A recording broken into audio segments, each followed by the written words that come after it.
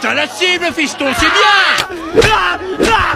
Comme c'est séduisant. Cette scène ridicule laissait Mérida profondément agacée, selon la tradition du royaume. Le vainqueur devait devenir son futur époux, mais aucun de ses princes ne lui convenait. Oh, pauvre enfant. Le dernier prince était incapable même de tirer à l'arc. C'est et sous la menace du roi, trop effrayé, qu'il réussit finalement à toucher la cible.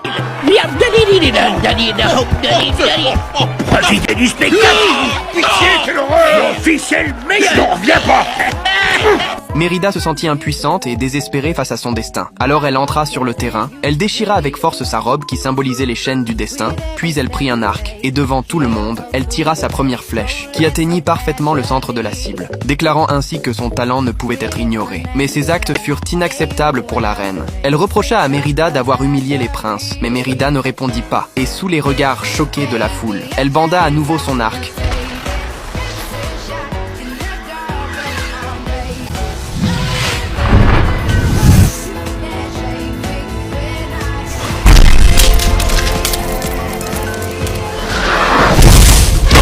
Cette flèche ne transperça pas seulement une cible, elle brisa aussi le destin imposé du silence et de l'obéissance. Et cela creusa encore davantage la rupture entre la mère et la fille. Blessée et en colère, Mérida chevaucha jusqu'à la montagne, où elle rencontra des esprits de la forêt. Ils la guidèrent jusqu'à une cabane en bois, où vivait une vieille femme sculptrice de bois. Je vous prie un bon prix pour cette merveille.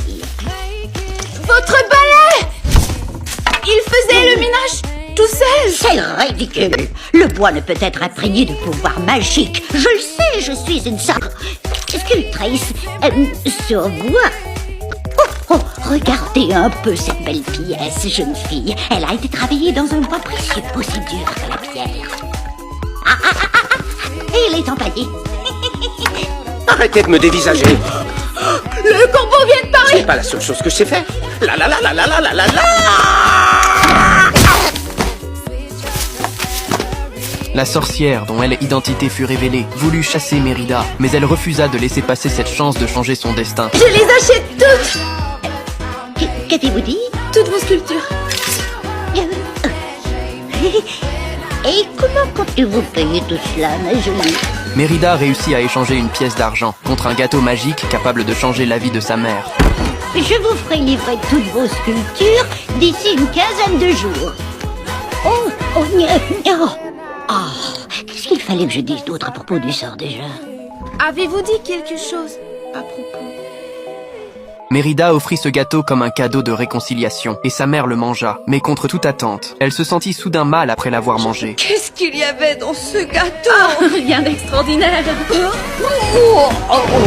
Maman?